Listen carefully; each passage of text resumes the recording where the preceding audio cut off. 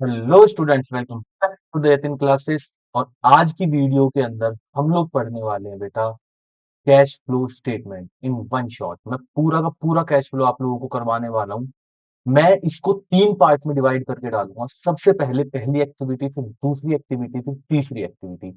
उसके बाद में मैं उसके फुल फ्लेज क्वेश्चंस करवाऊंगा। जो जो क्वेश्चंस आपके प्रीवियस ईयर क्वेश्चंस पूछे जा चुके हैं, बोर्ड के अंदर आ चुके हैं, सैंपल पेपर के अंदर आ चुके हैं, हर तरीके का क्वेश्चन मैं आप लोगों का इसी वीडियो के अंदर कवर करवाऊंगा। यस, मैं पार्ट्स में डिवाइड करके डाल रहा हूँ। इसीलिए डाल रहा हूँ ताकि आप लोगों को एक छोटा छोटा रिकैप मिल जाए कि इस एक्टिविटी में हमें क्या क्या पढ़ना है, इसमें क्या क्या पढ़ना है, ताकि आपको एक साथ बैठने की जरूरत ना पड़े। ठीक है, टाइम अभी हमारे पास है नहीं। आज ही आज के अंदर इसको हम खत्म करने वाले हैं। तो चलिए स्टार्ट करते हैं। तो यहाँ पे हम लोगों को सबसे पहले बेसिक कॉन्सेप्ट सीखेंगे कैश फ्लो स्टेटमेंट का। तो बेटा अगर कैश फ्लो स्टेटमेंट की बात करूं, कैश फ्लो स्टेटमेंट क्या कहता है? देखो वर्ड ही क्या कह रहा है, कैश फ्लो स्टेटमेंट। तो ध्यान से समझना। कैश फ्लो, कैश का फ्लो होना कंपनी के अंदर। कंपनी के अंदर बेटा दो चीजों का कैश फ्लो होता है, या तो पैसा आएगा जिसे हम बोलते हैं अंग्रेजी में इनफ्लो, या पैसा बेटा जाएगा जिसे हम बोलेंगे आउट। ठीक है, जब भी पैसा आएगा हम उसे प्लस कर देते हैं, और जब भी पैसा जाता है हम उसे माइनस कर देते हैं। सबसे पहला क्वेश्चन जो वन मार्कर पूछा जाता है कि कैश फ्लो स्टेटमेंट को कौन से अकाउंटिंग स्टैंडर्ड के थ्रू बनाया जाता है? That is accounting standard 3 revise. इसके अकॉर्डिंग बनेगा बेटा अकाउंटिंग स्टैंडर्ड 3 रिवाइज्ड के अकॉर्डिंग। कैश फ्लो स्टेटमेंट ये दर्शाता है कि फर्म का कितना पूरे साल में कैश का आना हुआ और कितना कैश का जाना हुआ। अब देखो बेटा, आप लोगों ने ना 11th क्लास में ट्रेडिंग अकाउंट बनाया। हाँ जी सर। उससे निकल के आया था ग्रॉस प्रॉफिट। ठीक है, इसको हमने भेजा था प्रॉफिट एंड लॉस अकाउंट में। बिल्कुल sir. Profit and loss account से निकल के आया था नेट प्रॉफिट। बिल्कुल सर। इस नेट प्रॉफिट से आप लोगों ने लास्ट में पहुंचा के इसे बैलेंस शीट में पहुंचा दिया। ठीक है, यहाँ पे आपने इसे कैपिटल में प्लस किया था। अगर थोड़ा बहुत 11th का याद है ठीक है, नहीं याद तो यहाँ पे सीखिए। ये आप लोगों की पूरी प्रोसेस हुई थी। तो बेटा जिस टाइम पे आप लोगों ने नेट प्रॉफिट को कैलकुलेट किया था, उस टाइम पे इसमें हर तरीके का पैसा जो भी फर्म ने, आपकी कंपनी ने कमाया, उसको आपने इसमें ऐड कर दिया था। जैसे कि आपका मेन बिजनेस का पैसा, जैसे मेन बिजनेस को हम बोलते हैं कोर बिजनेस, आपने इसमें कोर बिजनेस का पैसा डाला। आपने ऐसा पैसा डाला जो आपने कहीं पे इन्वेस्ट कर रखा था। For example sir, for example मान के चलो मैंने किसी कंपनी के शेयर खरीद लिए। ठीक है, मैंने एक बिल्डिंग बना दी, मेरे को बिल्डिंग से रेंट आ रहा है। मैंने शेयर खरीद लिए, मेरे को शेयर से डिविडेंड मिल रहा है। मैंने डिवेंचर्स खरीद लिए, मेरे को उस पर इंटरेस्ट मिल रहा है। तो वो पैसा मेरे पास एक्स्ट्रा था, मैंने क्या किया था, इन्वेस्ट। तो वो सारा पैसा मैं कौन सी एक्टिविटी में लिखूंगा? इन्वेस्टिंग एक्टिविटी में। अगली एक्टिविटी बनेगी आपकी फाइनेंसिंग। अरे ये एकदम एक्टिविटी ये कहाँ से आ गई? तो बेटा कैश फ्लो स्टेटमेंट को बनाने के लिए ध्यान से समझना थोड़ा सा। 3 तरीके की एक्टिविटी की हमें जरूरत पड़ती है। सबसे पहली एक्टिविटी होती है बेटा ऑपरेटिंग। ऑपरेटिंग को बोलते हैं मेन कोर वाला जो बिजनेस था, मेन बिजनेस से जो भी पैसा आया। तो मेन बिजनेस का जो भी पैसा होगा वो सब किस में जाएगा? ऑपरेटिंग एक्टिविटी में। फॉर एग्जांपल मान के चलो मेरी राशन की दुकान है, राशन की दुकान से जो पैसा कमा रहा हूँ that will be my operating. मेरी एक बिल्डिंग है, मेरा बिल्डिंग से रेंट आता है। ठीक है, मैंने बिल्डिंग खरीद ली, मैंने मशीनरी खरीद ली, वो पैसा बेटा मैंने इन्वेस्ट किया है। तो वो कौन सी एक्टिविटी में चला जाएगा? Investing activity. ठीक है, तो दूसरी एक्टिविटी जो हम बनाएंगे कैश फ्लो में वो कौन सी होगी? Investing activity. तीसरा सर, तीसरा बेटा आपकी आएगी फाइनेंसिंग एक्टिविटी। फाइनेंसिंग में क्या होगा? बेटा जो भी आपने पैसा लोन पे लिया हुआ होगा, ठीक है, जो भी पैसा आपने अपना लगाया जिसे हम अंग्रेजी में क्या बोलते हैं? कैपिटल। इन सब पैसों को हम किस में लिखेंगे? फाइनेंसिंग में। फाइनेंसिंग एक्टिविटी के अंदर बेटा आप लोगों का जो भी इंटरेस्ट आपने पे किया, आपने डिविडेंड पे किया, देखो रिसीव की बात नहीं चल रही है क्योंकि रिसीव वाला तो इन्वेस्टिंग में चला गया। पे वाला किस में चला जाएगा? फाइनेंसिंग में। पूरा का पूरा कॉन्सेप्ट समझाऊंगा। एक एक एक्टिविटी को पकड़ेंगे और एक एक एक्टिविटी को पूरा बेस से समझते हुए चलेंगे। वीडियो अगर आप लोगों ने तीनों पार्ट कवर कर दिए तो एक ही बार में आप लोगों को पूरा का पूरा कैश फ्लो कंप्लीट कर दोगे। फिर एक ही बार में सब कुछ कवर होता चला जाएगा। तो मैंने हाँ भी आप लोगों को बताया कि मेन बिजनेस का जो भी पैसा था वो सब किस में चला गया? ऑपरेटिंग में। इन्वेस्टिंग का पैसा किस में चला गया? इन्वेस्टिंग एक्टिविटी के अंदर। और फाइनेंसिंग मतलब जो भी पैसा आप लोगों ने कहीं से लोन पे लिया, किसी को शेयर इश्यू करे, किसी को प्रेफरेंस शेयर इश्यू करे, किसी को डिवेंचर डिवेंचर इश्यू करे, जो भी पैसा उससे रिलेटेड होगा वो सब किस में चला जाएगा? फाइनेंसिंग। फाइनेंसिंग आप लोगों ने पढ़ा हुआ है, जो भी पैसा फाइनेंस से रिलेटेड होता है। आई होप यहाँ तक का आप लोगों को पॉइंट क्लियर हुआ होगा। ठीक है, अब बात आती है कि सर ऑपरेटिंग एक्टिविटी को हम किस तरीके से सॉल्व करेंगे। बेटा देखो, इससे पहले इस नेट प्रॉफिट पे आ जाओ।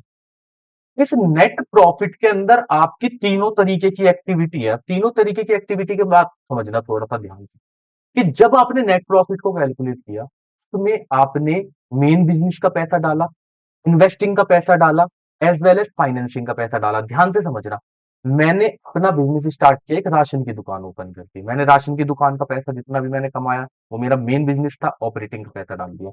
मैंने कहीं पे एक बिल्डिंग दे रखी थी रेंट पे, मेरी खुद की बिल्डिंग थी, मैंने रेंट पे दे रखी थी, वहां का रेंट का पैसा आया, वो भी मैंने अपने नेट प्रॉफिट में जोड़ दिया। मैंने कहीं पे शेयर इशू करे कंपनी ने, या फिर कंपनी ने अपने डिबेंचर्स इशू करे, उन पे डिबेंचर का इंटरेस्ट पे किया। डिबेंचर इशू करे तो पैसा आया होगा, ठीक है, वो भी मैंने किसमें कैलकुलेट कर लिया, जैसे इंटरेस्ट पे करना। इंटरेस्ट पे करना भी आपने किसमें कैलकुलेट करवा दिया, नेट प्रॉफिट के अंदर। सर ये तो एकदम बिल्कुल खिचड़ी सी टाइप की बन के तैयार हो गई। हमें इसी को अलग अलग करना है। जब मैं नेट प्रॉफिट को बांट के एक ऑपरेटिंग में, एक इन्वेस्टिंग में और एक फाइनेंसिंग में, मतलब तीनों एक्टिविटीज के अंदर मैंने पैसे को डिस्ट्रीब्यूट कर दिया बेटा, इसी को हम कैश फ्लो स्टेटमेंट के अंदर करने वाले हैं। तो सबसे पहले जो मैं पकड़ने वाला हूं वो है ऑपरेटिंग। सबसे मेन ही ऑपरेटिंग है, सबसे बड़ा भी वही है। इन्वेस्टिंग और फाइनेंसिंग छोटे छोटे से है, ठीक है।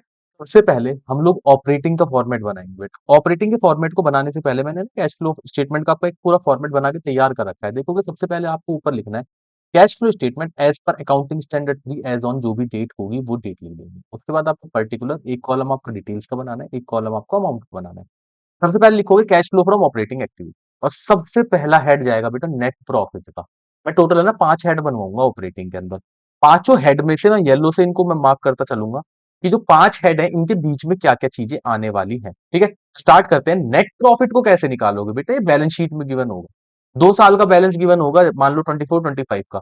25 में से 24 मतलब क्लोजिंग में से ओपनिंग को माइनस कर देना है, आपका नेट प्रॉफिट आ जाएगा, ठीक है। उसके बाद आपको बेटा 4 चीजें इसमें प्लस करनी है। सबसे पहले जो चीज प्लस करनी है, आपको करना है ट्रांसफर टू जनरल रिजर्व, या फिर इसे रिजर्व लिख दो, कोई सा भी रिजर्व होगा आपको वो ट्रांसफर करना है, ठीक है। उसके बाद दूसरी चीज लेनी है बेटा प्रपोज्ड डिविडेंड। प्रपोज्ड डिविडेंड, और प्रपोज डिविडेंड कौन से ईयर का लेने वाले हो बेटा, यहाँ पे याद रखना ये लोगे आप प्रीवियस ईयर का, ठीक है। बहुत इंपॉर्टेंट है ये। प्रपोज डिविडेंड कौन से ईयर का लोगे, प्रपोज प्रीवियस ईयर का। थर्ड लोगे आप interim dividend paid during the year. Interim dividend sir previous year का नहीं गिवन होगा, नहीं। इंटरिम का मतलब ये होता है साल के बीचों बीच का पे करना, ठीक है। चौथी चीज आप लोगों को बेटा ऐड करनी है प्रोविजन फॉर टैक्स। इसका और क्या नाम हो सकता है, इसका नाम हो सकता है provision for tax made during the year. अगर मेड ना लिखा हो तो बेटा 2 साल का बैलेंस गिवन होगा, इसमें यहाँ पे जो प्लस करना है वो प्लस करना है करंट ईयर का, ठीक है। 4 चीजें ऐड हो गई, जल्दी से फटाफट याद कर लो। Transfer to any reserve, plus propose dividend previous year का, interim dividend paid during the year, चौथा प्रोविजन फॉर टैक्स कौन सा, करंट ईयर का। अगर नहीं लिखा तो मेड लिखा होगा, ठीक है। इसमें से बेटा एक चीज माइनस करनी है, वो है income tax refund. Income tax refund यही नाम लिखा होगा, और प्लस और माइनस करना है extra ordinary item.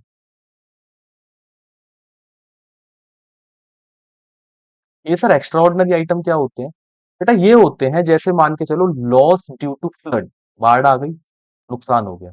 Loss due to earthquake, नुकसान हो गया। नुकसान हुआ होगा, आपने नेट प्रॉफिट को क्या किया होगा, नेट प्रॉफिट में से माइनस किया होगा, यहाँ पे लाके प्लस कर दोगे। मैंने बताया जो चीज माइनस करनी करी होंगी उन्हें प्लस, जो प्लस करी होंगी उन्हें माइनस। क्लियर हुआ यहाँ तक। सर कंपनसेशन मिल गया, फॉर एग्जाम्पल मान लो आपको जो लॉस हुआ उसका इंश्योरेंस करवा रखा था और आपको इंश्योरेंस का पैसा मिल गया। आपने नेट प्रॉफिट में से क्या किया होगा, प्लस किया होगा। अब क्या कर दोगे इसे बेटा, यहाँ से माइनस कर दोगे, ठीक है। टोटल जो निकल के आएगा, सेकंड हेड निकल के आएगा, और सेकंड हेड में क्या लिखने वाला हूं, मैं लिखूंगा इसका नाम net profit before tax and extra ordinary item. I hope यहां तक आप लोगों को क्लियर हो गया होगा, ठीक है। अब इसमें करना क्या है, आपको मैं क्वेश्चन करवाता हूँ बड़ा बढ़िया था। क्वेश्चन देखो आप लोगों को क्या है, मैंने फॉर्मेट पहले से बना के रखा हुआ है। क्वेश्चन कह रहा है from the following information calculate net profit before tax and extra ordinary income. वही चीज कैलकुलेट करनी है, मतलब फर्स्ट स्टेप से सेकंड स्टेप पहुंचना है आपको। यहाँ पे balance in statement of P and L, propose dividend, general reserve, workman compensation. बेटा सबसे पहले आप लोग है ना यहाँ पे फॉर्मेट बनाओगे जब, तो ये पर्टिकुलर, मैं यहाँ ऊपर कैश फ्लो स्टेटमेंट लिख लेना आप लोग, डिटेल्स, और यहाँ पे आ गया आपका अमाउंट, यहाँ पे लिखोगे कैश फ्लो फ्रॉम ऑपरेटिंग। सबसे पहले आप लोगों को लिखना है यहाँ पे नेट प्रॉफिट। नेट प्रॉफिट कैसे निकलेगा बेटा? Closing minus opening. Closing balance देखना कितना है? क्लोजिंग बैलेंस है आप लोगों का 90,000। 90,000 क्या है? माइनस का, ये क्लोजिंग नहीं है बेटा, ये ओपनिंग है। ठीक है, क्लोजिंग बैलेंस ये वाले हैं, तो ये कितना था? 6,45,000। 6,45,000 में से माइनस 90,000, और माइनस तो करना ही था, दोनों को प्लस करोगे तो बेटा ये आ जाएगा 7,35,000। इस 7,35,000 को आप लोग लिख दोगे नेट प्रॉफिट के सामने, 7,35,000। आई होप यहाँ तक क्लियर। ठीक है, उसके बाद बेटा सबसे पहले आपको कैश फ्लो में एडजस्टमेंट्स को कवर करना है। एडजस्टमेंट आपकी एडिशनल इन्फॉर्मेशन को कहते हैं। सबसे पहले क्या कह रहा है? Interim dividend paid during the year. इसको बेटा यहाँ लाके प्लस कर दो। तो ठीक है, इंटरिम डिविडेंड हमने प्लस कर दिया। आपने बताया तभी फॉर्मेट में कि इंटरिम डिविडेंड को क्या करना है? प्लस करना है। कितना है बेटा interim dividend? Sir interim dividend 1,80,000। ठीक है बेटा, 1,80,000 को कर दो प्लस। कोई दिक्कत है यहाँ तक? No sir. सेकंड देखो, provision for tax made during the year. अभी मैंने फॉर्मेट में बताया था कि प्रोविजन फॉर टैक्स क्या लेना है, अगर दे रखा हो करंट ईयर का, otherwise made during the year. ठीक है, तो मैं प्रोविजन फॉर टैक्स मेड को क्या करने वाला हूँ यहाँ पे? सर मैं प्लस करवा दूंगा इसको। मैंने यहाँ पे प्लस कर दिया प्रोविजन फॉर टैक्स। ठीक है, कितना है provision for tax made during the year? ये है आपका 3 लाख रुपए। ठीक है बेटा, 3 लाख रुपए यहाँ लिख दो। कोई दिक्कत यहाँ तक? तीसरा पॉइंट पे चलते हैं। तीसरा पॉइंट कह रहा है refund of tax. Income tax refund minus होगा, मैंने यहाँ पे थोड़ा सा नीचे ले जाके इनकम टैक्स रिफंड को माइनस कर, आई होप आपने फॉर्मेट लिख लिया होगा। ठीक है, इनकम टैक्स रिफंड कितने रुपए का है? तो 6,000। 6,000 मैंने बेटा यहाँ माइनस कर दिया। चौथी चीज कह रही है लॉस बाय फायर। एक बात बताओ बेटा, लॉस बाय फायर कितने का है? सर 4 लाख रुपए। इंश्योरेंस क्लेम कितना रिसीव हो गया? सर 2 लाख रुपए का। नेट लॉस कितने का? सर 2 लाख रुपए का। अब एक बात बताओ कि 2 लाख रुपए का अगर नेट लॉस है, तो आपने अपने पी एंड एल अकाउंट बनाते टाइम पे उसे क्या किया था? माइनस। यहाँ पे क्या करोगे? ऊपर की तरफ ऑपरेटिंग में यहाँ पे इसे आपको प्लस करना पड़ेगा। यहाँ प्लस करने के लिए आप लिख दोगे plus loss by fire. Loss by fire कितने रुपए की अमाउंट निकल के आई बेटा? 2 लाख। क्लियर? बहुत सिंपल था एडजस्टमेंट। अब आ जाओ ऊपर की तरफ, क्या क्या रह गया? Proposed dividend. मैंने भी फॉर्मेट में बताया प्रोपोज्ड डिविडेंड कौन से ईयर का लेना है? सर प्रीवियस ईयर का। तो लिखो ना प्रीवियस ईयर, 2 साल है, 1,35,000, 90,000। प्रीवियस ईयर कौन सा है? 2 लाख, 2024। ठीक है, यहाँ लिख दूंगा क्या?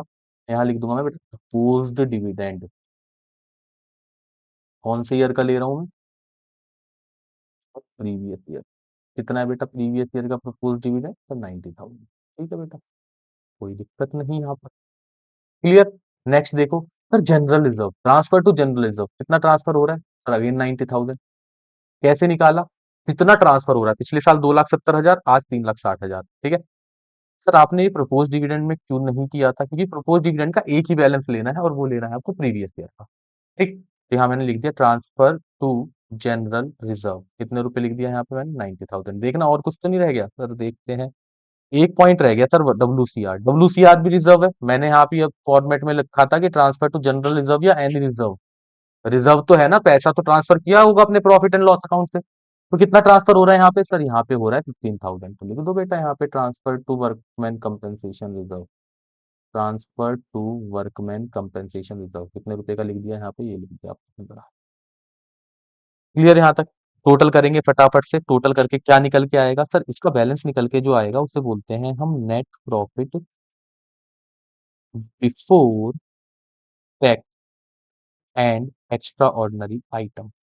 बेटा ये जितने भी मैंने पिंक वाले लिखे हैं ना, इन सबको एक साथ इकट्ठा करते हैं। ठीक है, सबको प्लस माइनस करो तो 1,80,000 plus 3 lakh plus 1,80,000 plus 15,000 plus 2 lakh, minus कर देंगे इसमें से बेटा 6,000। ये आ गया 8,69,000।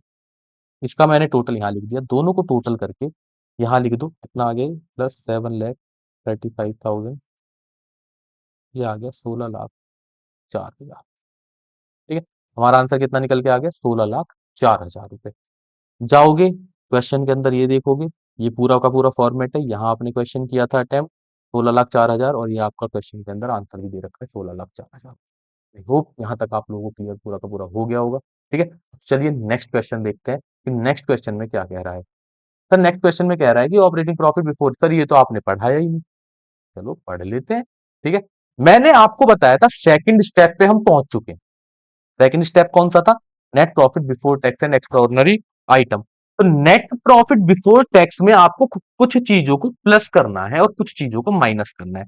क्या क्या चीजें प्लस करोगे, क्या क्या चीजें माइनस करोगे? सबसे पहले बेटा आप लोग प्लस करोगे डेप्रीसिएशन।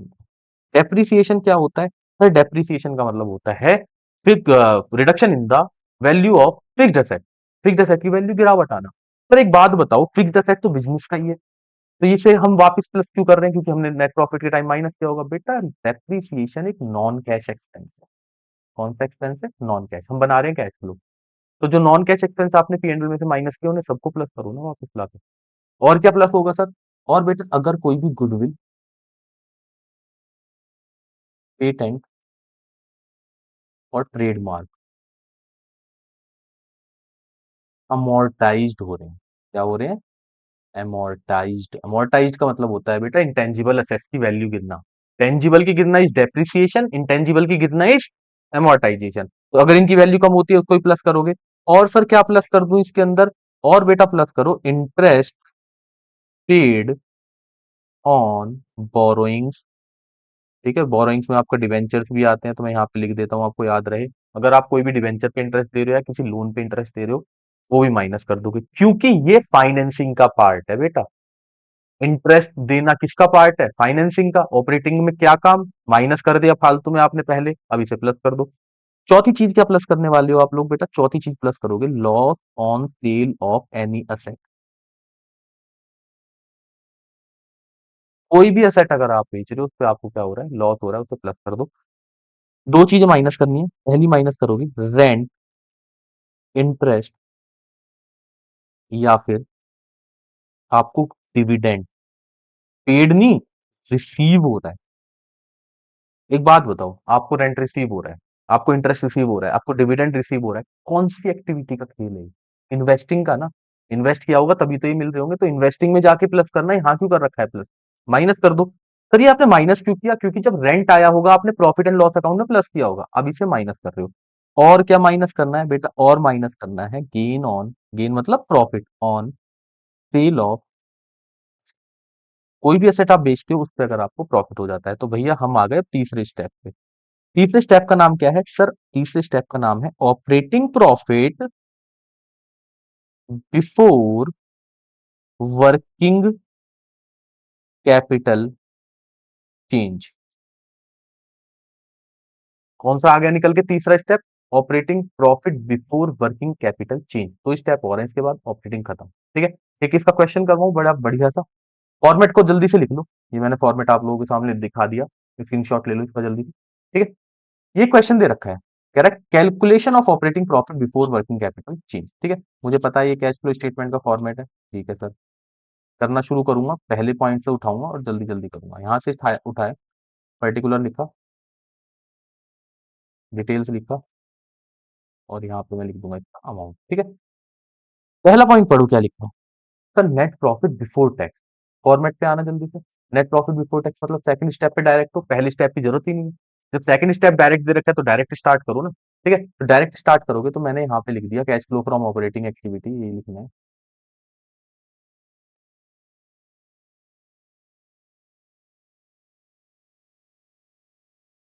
ठीक है?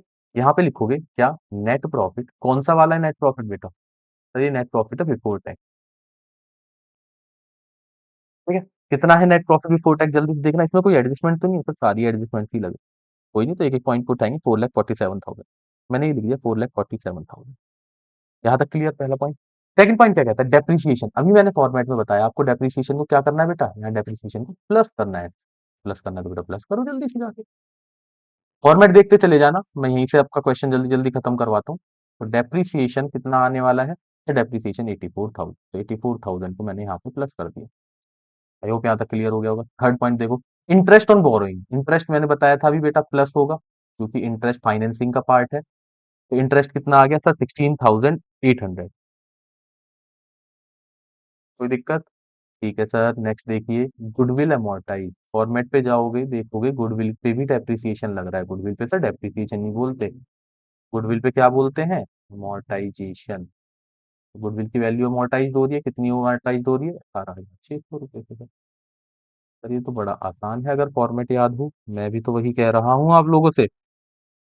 लास्ट क्या कह रहा है? Loss on sale of asset. चलो जी इसे भी प्लस कर दो सर, इसे क्यों प्लस करेंगे? अभी मैंने फॉर्मेट में बताया था लॉस है, लॉस को क्या किया होगा वहां पे? माइनस है, इन्वेस्टिंग का पार्ट तो भैया वहां पे भी तो जाना है। तो यहाँ पे लिख दोगे loss on sale of any asset. कौन सा है loss on sale of furniture? कितने का लॉस हो रहा है सर? बेटा लॉस हो रहा है आप लोगों को कितना? 6,000 रुपये। 6,000 ये नहीं, एक दो 18,000, 19,000। क्लियर? नेक्स्ट क्या कहता है? कह रहा है sir premium on redemption of preference share. अभी इसको नहीं लेना, मैंने फॉर्मेट में लिखवाया भी नहीं, अभी इसकी जरूरत नहीं है।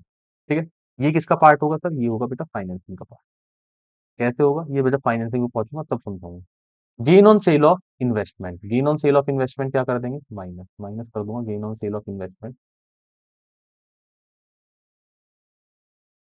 कितना है gain on sale of investment बेटा? Gain on sale of investment sir 12,000। Minus किया है तो माइनस वालों को किसमें ले लूं? ब्रैकेट में। लास्ट पॉइंट रह गया, लास्ट पॉइंट क्या कहता है? Interest and dividend received, received कितना है? 27,600। Again minus interest and dividend received, कितना? 27,600।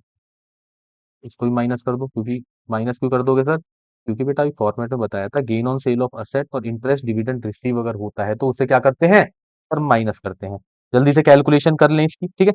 जल्दी से कैलकुलेशन मैंने स्टार्ट करी तो 84,000 प्लस 16,800 प्लस 18,600 प्लस 18,000 प्लस, नहीं माइनस कर, माइनस हो गया ये बेटा 12,000, माइनस हो गया इसमें से 27,600, ये आ गया 97,800। क्लियर हुआ यहाँ तक? टोटल करो इसे फटाफट से। टोटल से पहले यहाँ तो लिख दो, क्या लिख दो यहाँ पे? तीसरा स्टेप था जो मेरा, क्या? Operating profit before working capital change. ठीक है, कितना आ रहा है वर्किंग कैपिटल चेंज का operating profit sir? 97,800 plus 4,47,000। Sir ये आ रहा है 544,800, 5,44,800। ठीक है, आंसर देखोगे अगर आप लोगों का तो यहाँ पे 544,800। As simple as that. Clear हो गया ऑपरेटिंग का दो स्टेप। ठीक है, तीसरे स्टेप की तरफ बढ़ते हैं। तीसरे स्टेप में अपने फॉर्मेट की तरफ जब मैं चला तो मैंने फॉर्मेट की तरफ देखा, operating profit before working capital change आ चुका था, तीसरा स्टेप। क्लियर हुआ यहाँ तक? ठीक है, मेरे को माइक देखना पड़ रहा है, मैं दो वीडियो बना चुका हूँ और माइक मेरा चल नहीं रहा है, बार बार बंद हो जाता है, तो इसी वजह से मेरे को बार बार है ना इसे देखना पड़ जाता है। तो यहाँ पे operating profit before working capital change को अगर मैं आगे कंटिन्यू करूं तो इसके अंदर मेरे को क्या करना है? पहले वर्किंग कैपिटल समझो बेटा। वर्किंग कैपिटल क्या होता है? आप लोगों ने रेशियोज में पढ़ा होगा। तो वर्किंग कैपिटल का मतलब होता है current assets minus current liability. Working capital का फॉर्मूला आपने बताया था, करंट असेट्स में से करंट लायबिलिटी माइनस करनी है। तो बेटा ये क्या चीज है? वर्किंग कैपिटल क्या है? वर्किंग कैपिटल वो पैसा जो आपको बिजनेस के डे टू डे रिक्वायरमेंट के लिए चाहिए होता है, बिजनेस को चलाने के लिए, जो हर महीने आप लोगों का रेंट जा रहा है, ठीक है, रेंट था वो आपने नहीं पे कर पाए, उसके लिए पैसा चाहिएगा। तो करंट असेट्स और करंट लायबिलिटी में से, सीए में से जब सीएल को माइनस कर देते हो, then you get your day to day requirement, आपका कैश का पैसा, आपका बैंक का पैसा। ठीक है, क्या ये सर करंट असेट में आएगा? आएगा करंट असेट में, पर अभी इन्हें नहीं लेना। तो सर कौन कौन से असेट मेरे को अभी नहीं लेने करंट असेट में? ठीक है, पहले फॉर्मेट की तरफ चलो, फॉर्मेट की तरफ देखो करना क्या है पहले करंट असेट्स का। Operating profit before working capital change निकालना है, तो इसमें बेटे कुछ चीजें प्लस करनी है और कुछ चीजें माइनस करनी है। तो बेटे प्लस वाली क्या चीज है? प्लस करना है, कर इंक्रीज होती है आपकी करंट लायबिलिटी और डिक्रीज होते हैं आपके करंट असेट्स। अगर करंट असेट्स में गिरावट है और करंट लायबिलिटीज में बढ़ रही है, तो करंट असेट्स में गिरावट प्लस कैसे होगी? For example stock, stock is your current asset. हाँ जी सर, कम हो गया, इसका मतलब बिक गया होगा। डेटर करंट असेट, कम हो गया, इसका मतलब उन्होंने पैसा दे दिया होगा, कंपनी के पास पैसा आया, कंपनी कह रही है पैसा आ रहा है, प्लस करो, जा रहा है माइनस करो। सर करंट लायबिलिटी बढ़ गई, मान के चलो मैंने शॉर्ट टर्म कोई लोन दे दिया, या फॉर एग्जांपल क्रेडिटर्स, क्रेडिटर्स बढ़ गए। अगर क्रेडिटर्स बढ़ेंगे इसका मतलब क्या है? पैसा आया होगा। ठीक है, क्रेडिटर्स की एक डेफिनेशन अलग है वैसे, पर अगर मान लो शॉर्ट टर्म लोन है वो बढ़ गया, तो वो फाइनेंसिंग का पार्ट है सर, लोन बोला आपने। आउटस्टैंडिंग एक्सपेंस बढ़ गए, ये सारे के सारे किसमें जाएंगे? करंट लायबिलिटी के अंदर। अभी मैं बात करूंगा करंट लायबिलिटी करंट असेट क्या होते हैं। अगर डिक्रीज होता है करंट लायबिलिटी में और इंक्रीज होता है करंट असेट्स में, तो आप इसे माइनस कर दोगे। सर करंट असेट बढ़ रहे हैं फिर भी माइनस कर रहे हो, स्टॉक बढ़ गया, खरीदा होगा, पैसा गया होगा जेब से, क्लियर। डेटर बढ़ गए, उधार पे सामान बेचा होगा, करंट असेट बढ़ रहे हैं, ठीक है। डिक्रीज इन करंट लायबिलिटी में गिरावट आ रही है, क्रेडिटर्स कम हो गए, क्रेडिटर्स कम हो गए इसका मतलब पैसा दे दिया होगा, आउटस्टैंडिंग एक्सपेंस कम हो गए इसका मतलब पैसा दे दिया होगा, ठीक है। क्या निकल के आया, तो चौथा स्टेप निकल के आया। चौथे स्टेप को क्या बोलूंगा बेटा मैं, सर यहाँ लिखेंगे cash generated from operation, cash generated from operation, इसको अमाउंट को आप यहाँ लिख दोगे। सर करंट असेट्स में कौन कौन से असेट्स हमें लेने हैं, बेटा आपको कुछ असेट्स हैं उनको ध्यान में रखना है। सबसे पहला कैश, बैंक, इनको एक नाम से जाना जाता है, क्या, कैश एंड कैश इक्विवेलेंट। अगर आपने बैलेंस शीट पढ़ी होगी कंपनी की तो उसमें आया होगा। और तीसरी चीज है करंट इन्वेस्टमेंट,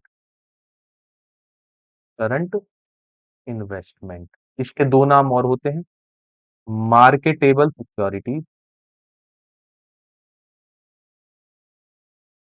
और शॉर्ट टर्म।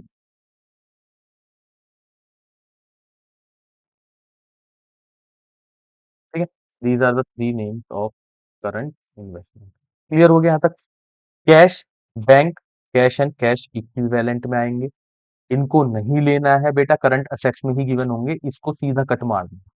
सर कट क्यों मारना है, सबसे लास्ट में जब तीनों एक्टिविटी निकाल लूंगा ना तब इनका यूज बताऊंगा, अभी ऑपरेटिंग में इसका कोई काम नहीं है, ठीक है। इसके अलावा जितने भी करंट असेट करंट लायबिलिटी है सारे के सारे लेने हैं, ठीक है सर। यहाँ पे हम कौन से स्टेप पे आ चुके हैं, कैश जनरेटेड फ्रॉम ऑपरेशन। इसके बाद बेटा पूरा ही खत्म कर देता हूँ इसे, दो स्टेप और हो गए। पहला है income tax paid, income tax paid का दूसरा नाम क्या यूज कर सकता हूं सर, प्रोविजन फॉर टैक्स, कौन से ईयर का, प्रीवियस ईयर का। बेटा अगर आप फॉर्मेट की तरफ जाओगे ना तो आप देखोगे सबसे पहले मैंने यहाँ जब प्रोविजन फॉर टैक्स प्लस करवाया था आप लोगों को, कौन से ईयर का करवाया था, करंट ईयर का, और यहाँ पे कौन सा था, मेड। पेड वाले के साथ मैंने क्या काम किया, पेड वाला यहां से लास्ट में लाके माइनस किया, या फिर प्रीवियस ईयर, इसी बैलेंस में से इनकम टैक्स रिफंड, आप एक काम करो, इनकम टैक्स रिफंड यहाँ पे क्या हुआ था सर, माइनस, आप इनकम टैक्स रिफंड को यहाँ पे लाके प्लस, वैसे इसमें तो माइनस होता है बट कोई बात नहीं, आप यहाँ पे लाके इसे प्लस। क्लियर हुआ यहाँ तक इनकम टैक्स रिफंड का खेल, चलो ठीक है बेटा। अब उसके बाद कहता है एक्स्ट्रा ऑर्डिनरी आइटम जो प्लस माइनस किए थे, यहाँ पे आपने अगर माइनस किया है तो नीचे ले जाके प्लस करना है, और प्लस किया है तो नीचे ले जाके माइनस किया है। जैसे लॉस बाय फायर, अभी मैंने क्वेश्चन करवाया था, लॉस बाय फायर वाले क्वेश्चन के अंदर, इसके अंदर इस लॉस बाय फायर को मैंने क्या किया था, यहाँ पे देखो, लॉस बाय फायर को प्लस किया था। जब सबसे नीचे फॉर्मेट में पहुंचोगे ना, इसी एक्स्ट्रा ऑर्डिनरी आइटम को आपको माइनस कर देना है, तो प्लस माइनस लिख देता हूं मैं यहाँ, प्लस और माइनस एक्स्ट्रा ऑर्डिनरी।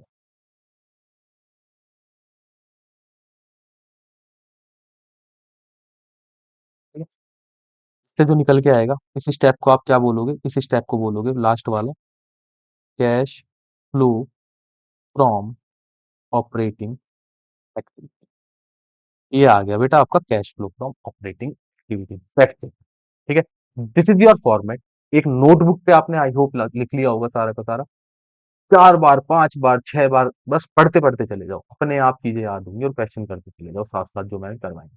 ये आपका ऑपरेटिंग का बेटा पूरा का पूरा फॉर्मेट बन के तैयार हो गया। कैश फ्लो का फुल क्वेश्चन देखते हैं। क्वेश्चन कहता है कैलकुलेट करना है cash flow from operating activity, ठीक है। अब आप लोगों को बेटा पता ही cash flow from operating activity का एक फुल क्वेश्चन है, और फुल क्वेश्चन को निकालने के लिए हमें अपना फॉर्मेट पहले तैयार करना पड़ेगा। तो फॉर्मेट के अंदर मैंने आप लोगों को 5 हेड अभी सिखाए थे जब मैंने आप लोगों को फॉर्मेट करवाया था ये वाला, ठीक है। इसके अंदर सबसे पहले हेड का नाम क्या था, सबसे पहले हेड का नाम था नेट प्रॉफिट, दूसरा नेट प्रॉफिट बिफोर टैक्स, तीसरा operating profit before working capital change, चौथा cash generated from operation, and पांचवा cash flow from operating activity, ठीक है। तो हमें क्या करना है बेटा, हमें इसको पहले से ही बना के रखना है। किस तरीके से, मैंने आपको एक फॉर्मेट बना के रख रखा है, आप यहाँ पे लिखोगे cash flow from operating activity, ठीक है। उसके बाद जो मैंने 5 हेड बताए थे आप लोगों को, इन पांचों हेडों को आप पहले से ही बना लेना है। जैसे यहाँ पे लिखा नेट प्रॉफिट, 4 से 5 लाइनें आपको छोड़नी है, और उसके बाद लिख दोगे यहाँ पे नेट प्रॉफिट। ये आपको एग्जाम में भी सेम फॉलो करना है बेटा, एक बार में ना आंसर मैच होगा आप लोगों का। तो यहाँ होगा नेट प्रॉफिट बिफोर टैक्स। ठीक है। तीसरा क्या आया था हमारा सर? तीसरा आया था operating profit before working capital change. मैं इसको यहाँ पे लिख देता हूँ, 4-5 लाइनों का गैप लेते हुए चलना। Operating profit before working capital change. ठीक है। उसके बाद में थोड़ी सी लाइन छोड़ के लिख दूंगा यहाँ पे क्या, कैश जनरेटेड फ्रॉम ऑपरेशन। ठीक है। और ये मेरे को थोड़ी सी लाइन लंबी करनी पड़ेगी यहाँ पे। और इसके बाद जो निकल के आएगा that will be your cash flow from operating activity. This is your format, जो फुल फॉर्मेट बन के आप लोगों को पहले ही तैयार कर लेना है बेटा। अगर इस तरीके से आप लोग करके चलोगे ना तो एक बार में आपका आंसर मैच होके रहेगा। ठीक है। तो यहाँ पे अगर हम देखेंगे तो मैंने आई थिंक यहाँ पे गैप थोड़ा कम दे दिया, चलो कोई बात नहीं। क्वेश्चन देखते हैं, क्वेश्चन क्या कह रहा है। मैं क्वेश्चन की तरफ आया। सबसे पहले दे रखा है net profit difference between closing and opening balance. मुझे पता है कि क्लोजिंग माइनस ओपनिंग ही तो मेरे को करना था। इन्होंने मेरे को पहले से दे रखा है, कितने रुपए का दे रखा है बेटा, 8 लाख रुपए का। तो मैं यहाँ नेट प्रॉफिट पे आया तो मैंने यहाँ पे कितने रुपए लिख दिए, 8 लाख। कोई दिक्कत? क्लियर? आगे मैं बढ़ा। आगे जैसे मैंने देखा तो लिखा हुआ था final dividend paid in the year. इस साल in the current year final dividend है। बेटा एक बात बताओ, डिविडेंड कब का पे किया गया होगा? पिछले साल का। ये इस साल का जो डिविडेंड है वो अगले साल में पे होगा। क्लियर? पिछले साल का डिविडेंड है और मुझे मैंने आपको बताया था कि प्रपोज्ड डिविडेंड कौन से ईयर का लेना है, प्रीवियस ईयर का। तो क्या इस डिविडेंड को लेंगे सर? ये तो करंट ईयर का है। बिल्कुल लेंगे क्योंकि ये पे हो रहा है इस साल में। ठीक है। तो यहाँ पे मैं ऐड कर दूंगा क्या, final dividend paid. Final dividend paid in the year. ठीक है। कितनी अमाउंट है? अमाउंट सर 1,10,000 रुपए। बेटा 1,10,000 रुपए आप यहाँ पे लिख दो। यहाँ तक कोई दिक्कत? क्लियर? नेक्स्ट बढ़े। नेक्स्ट कहता है compensation for natural disaster credited to statement of profit and loss account. बेटा कंपेंसेशन मिला, किस चीज से कंपेंसेशन मिला? नेचुरल डिजास्टर हो गया। कंपेंसेशन पैसा आया होगा तो आपने क्या किया होगा, प्लस। अब क्या करोगे इसे यहाँ पे ऊपर, सर इसे अब यहाँ पे हम करेंगे माइनस। तो बेटा इसको है ना दो जगह लेके जाना है। पहले तो मैं यहाँ से माइनस कर दूं, तो मैंने यहाँ पे लिखा कॉम्पेंसेशन फ्रॉम नेचुरल डिजास्टर। ठीक है। अमाउंट देख लेते हैं। अमाउंट थी बेटा इसकी 75,000। तो मैंने यहाँ 75,000 तो प्लस कर दिया। कोई दिक्कत यहाँ तक? क्या करना है सर इसका? इसको बेटा सबसे नीचे लेके आओ। कैश जनरेटेड फ्रॉम ऑपरेशन, अपना फॉर्मेट देखो। मैंने फॉर्मेट जब आप लोगों को करवाया था मैंने कहा था प्लस माइनस एक्स्ट्राऑर्डिनरी आइटम। जो चीज आपने ऊपर प्लस करी है उसे अब नीचे लाके क्या करना पड़ेगा, माइनस करना पड़ेगा। तो माइनस किस तरीके से करोगे आप यहाँ पे? तो यहाँ पे जब आपने फॉर्मेट पे आओगे तो कैश जनरेटेड फ्रॉम ऑपरेशन के बाद यहाँ पे माइनस कर दोगे कंपेंसेशन। कॉम्पेंसेशन फ्रॉम से आया ये नेचुरल डिजास्टर, कितने रुपए, 75,000। क्या है, माइनस है तो मैं इसे क्या कर दूंगा, ब्रैकेट कर दूंगा। ठीक है। यहाँ पे देखो मैंने प्लस किया और यहाँ पे माइनस किया। अगर ये लॉस होता, ऊपर में प्लस करता यहाँ पे और नीचे जाके इसे माइनस कर देता, तो कंपेंसेशन की सबसे पहली एडजस्टमेंट समझ लो। कंपेंसेशन अगर देखिए तो दो जगह पहुंचा देना, ऑपरेटिंग में ही प्लस, ऑपरेटिंग में ही माइनस। क्लियर यहाँ तक? नेक्स्ट क्या कहता है सर? नेक्स्ट कहता है डेप्रिसिएशन। मैंने बताया था डेप्रिसिएशन बेटा आप लोगों को कहाँ पे जाता था। डेप्रिसिएशन सर हमारा यहाँ नेट प्रॉफिट बिफोर टैक्स में प्लस होता था। आपको एक भी आइटम को छोड़ते हुए नहीं चलना है, हर किसी को लेना है। अभी जो मैं फुल फ्लेज क्वेश्चन करवाऊंगा ना उसमें तीनों एक्टिविटी एक साथ करवाऊंगा। तीनों एक्टिविटी में आइटम्स को डालते हुए चलोगे, एक बार में क्वेश्चन सेट होता है।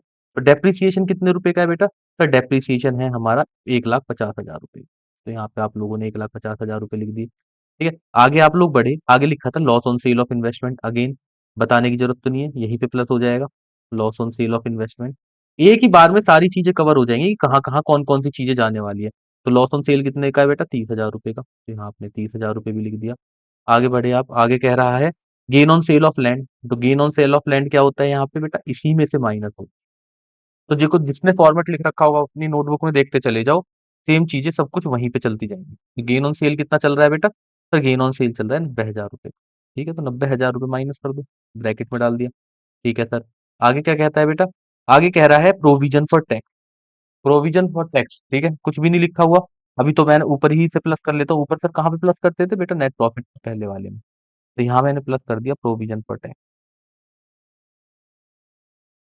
कितनी अमाउंट है सर प्रोविजन फॉर टैक्स की? सर प्रोविजन फॉर टैक्स की अमाउंट है 1,10,000। ठीक है, आगे क्या कहता है? आगे कह रहा है बेटा ये डिविडेंड रिसीव्ड, मैंने बताया था आप लोगों को डिविडेंड रिसीव फॉर्मेट देखते चले जाओ, जो जो आइटम जहां दिख रहा है वहां आप पुट करते चले जाओ। डिविडेंड रिसीव्ड यहाँ पे माइनस कर दोगे। ठीक है, कितनी अमाउंट है डिविडेंड रिसीव की? सर डिविडेंड रिसीव की अमाउंट है 20,000। 20,000 रुपये आप यहाँ से माइनस कर दो। ठीक है, आगे बढ़ते हैं। सर आगे क्या लिखा हुआ है? Decrease in current asset, current asset कम हो रहे हैं, स्टॉक कम हो रहा है, पैसा आया होगा मतलब प्लस होगा, कहाँ पे जाता है सर? वर्किंग कैपिटल चेंज में। यहाँ मैं प्लस कर दूंगा क्या? डिक्रीज इन करंट असेट्स, कितने रुपए की अमाउंट है बेटा देखना इसकी? तो डिक्रीज इन करंट असेट दे रखा है 40,000 रुपये, 40,000 लिख दो। कोई दिक्कत यहाँ तक? नो सर, आगे बढ़ते हैं। आगे लिखा है increase in current liability, again आपके लिए प्लस होगा क्योंकि लायबिलिटी बढ़ी, पैसा आया होगा। ठीक है, तो यहाँ पे लिख दूंगा इंक्रीज इन करंट लायबिलिटी, कितने रुपए की अमाउंट है बेटा देखना इंक्रीज इन करंट लायबिलिटी की? सर ये है 70,000। Okay, clear. नेक्स्ट पॉइंट देखो, नेक्स्ट पॉइंट कहता है कि sir decrease in current liability, current liability कम हो रही है मतलब क्रेडिटर कम हो गए। क्रेडिटर कम कब होंगे? जब आपने पैसा दिया होगा, आपकी जेब से पैसा गया, माइनस करोगे। माइनस करोगे तो फटाफट से आप अपने फॉर्मेट पे जाओगे और यहाँ पे माइनस कर दोगे डिक्रीज इन करंट लायबिलिटी, कितने रुपए की बेटा करंट लायबिलिटी डिक्रीज हो रही है? तो करंट लायबिलिटी डिक्रीज हो रही है 10,000। लिख दो बेटा 10,000 रुपये माइनस में, कोई दिक्कत? नो सर, चलो जी आगे बढ़ते हैं। Increase in current assets, current assets increase हो रहे हैं, अगेन स्टॉक बढ़ गया मतलब खरीदा होगा, मतलब पैसा गया होगा, पैसा गया होगा तो यहाँ पे अगेन माइनस हो जाएगा क्या? इंक्रीज इन करंट असेट्स, कितने रुपए का आ रहा है बेटा इंक्रीज इन करंट असेट्स? ये आ रहा है हमारा 60,000 का। यहाँ पे मैं लिखता हूँ 60। आई होप यहाँ तक क्लियर हुआ होगा। ठीक है, आगे बढ़ते हैं। आगे दो चीज रह गई बेटा, इनकम टैक्स रिफंड, याद करो फटाफट, फॉर्मेट पे जाओ, दो जगह दिखाई देगा। सबसे पहले नेट प्रॉफिट के बाद और सबसे लास्ट में कैश जनरेटेड के बाद, ऊपर माइनस नीचे प्लस। चलते हैं दोबारा से फॉर्मेट की तरफ। मैं सबसे पहले ऊपर चलता हूँ। ठीक है, ऊपर मैंने इसको माइनस कर दिया, किस नाम से माइनस कर दिया? Income tax refund, income tax refund के नाम से। कितना है देखना income tax refund? Sir income tax refund है 10,000 रुपये। ठीक है, तो बेटा 10,000 रुपये यहाँ से माइनस करो।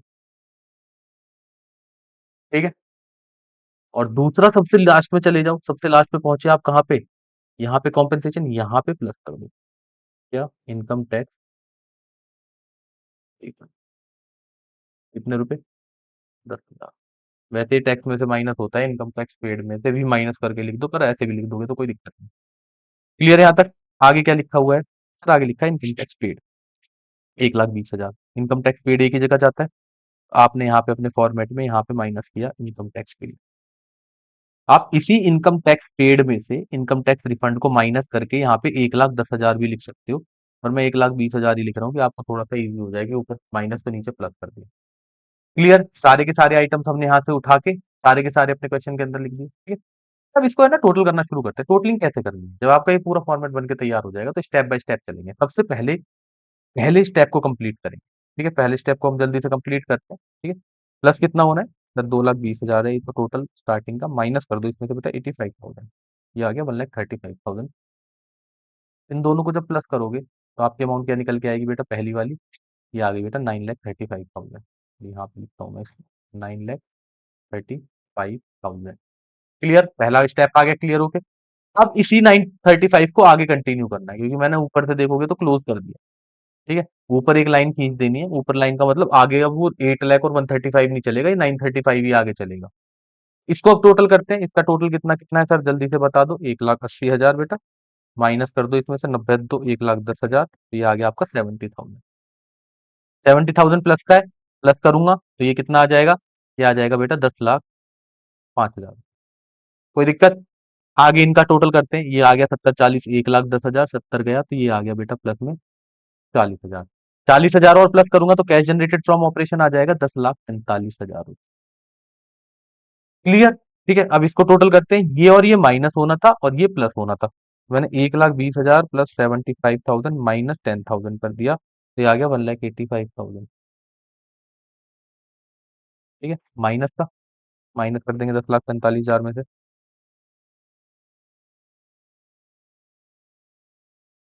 एक मिनट, ऊपर हमने कॉम्पेंसेशन को माइनस किया था, तो बेटा नीचे कॉम्पेंसेशन को प्लस करेंगे। ये हमने 75,000 को प्लस करना है यहाँ पे, क्योंकि अगर ऊपर प्लस है तो नीचे माइनस, नीचे माइनस है तो ऊपर प्लस। ठीक है, तो ये 75,000 आपने लिख दिया, तो ये कितना आ गया बेटा, 75 प्लस का हो गया, तो 10,000 प्लस का हो गया, तो 1,20,000 माइनस 85,000, क्या आ गया 35,000। इसको बेटा कर देंगे ह्यूमन एरर। ठीक है, कितना आ गया 35,000, माइनस करूंगा तो आंसर कितना निकल के आ गया आपका 10,10,000। ठीक है, एक वो गलती हो गई थी हमसे कि ऊपर कंपनसेशन वाला जो ऊपर हमने यहाँ पे माइनस किया था, तो ये नीचे जाके बेटा यहाँ पे प्लस हो जाता है। यहाँ मैंने माइनस कर दिया था, तो इसे नीचे जाके प्लस करना है। अगर ऊपर माइनस किया है तो नीचे प्लस, ऊपर प्लस करता तो नीचे माइनस। क्लियर? मैं ना आपको एक क्वेश्चन दिखाता हूँ जिसके अंदर ना वो आपको पूरी बैलेंस शीट दी हुई होगी, और उस क्वेश्चन को आपको कैसे अटेम्प्ट करना है। देखो, ऐसा क्वेश्चन एक फुल फ्लैज आएगा, इसमें से वो आइटम ढूंढो जो ऑपरेटिंग में जाने वाले।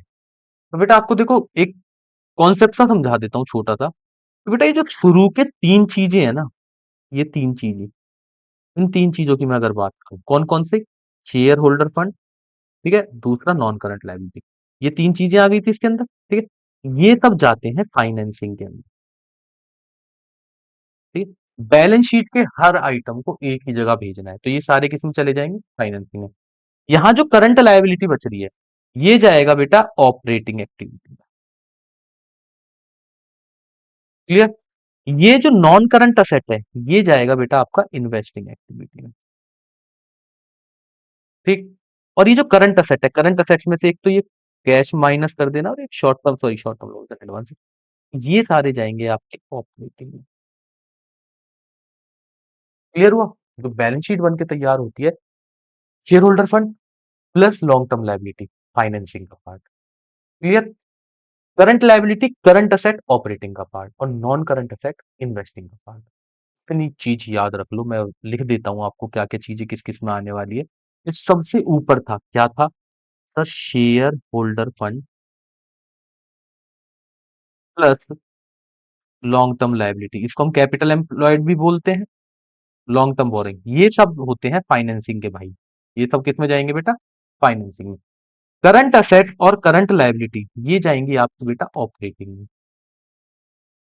ठीक है, और जो नॉन करंट असेट है आपके, जो बिल्डिंग वगैरह जितनी भी है, इन्वेस्टमेंट, मशीनरी, प्लांट, ठीक है, तो नॉन करंट असेट तो बेटा आप लोगों के जाने वाले हैं किसके अंदर, ये जाएंगे बेटा इन्वेस्टिंग एक्टिविटी के अंदर। ठीक है, ये किसमें जाएंगे, इन्वेस्टमेंट। बैलेंस शीट को इतना याद रख लो। ठीक है, ये वीडियो डाल के मैं अगली वीडियो अपलोड करूंगा इन्वेस्टिंग एक्टिविटी, ठीक है, फिर मैं अपलोड करूंगा कल आपकी फाइनेंसिंग एक्टिविटी। आपका काम इतना है, अच्छे से वीडियो को देखो। जैसे ही आपने देखी ना, वीडियो कंप्लीट करी, मैं कह रहा हूँ एक बार में कैश फ्लो खत्म करोगे, एक बार में। जस्ट जो क्वेश्चन करवाए उनको अच्छे से दोबारा से रिपीट कर लेना। ठीक है, तो नेक्स्ट वीडियो में मिलते हैं, जब तक के लिए bye bye, thank you so much.